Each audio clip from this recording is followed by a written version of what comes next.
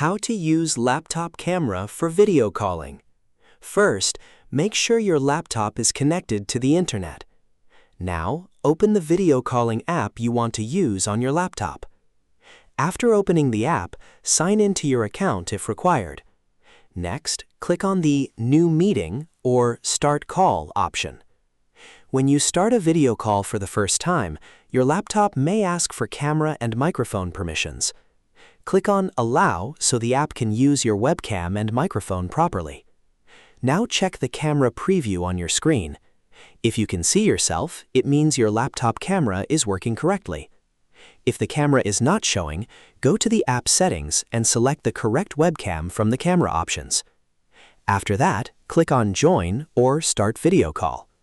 Now you can easily use your laptop camera for video calling.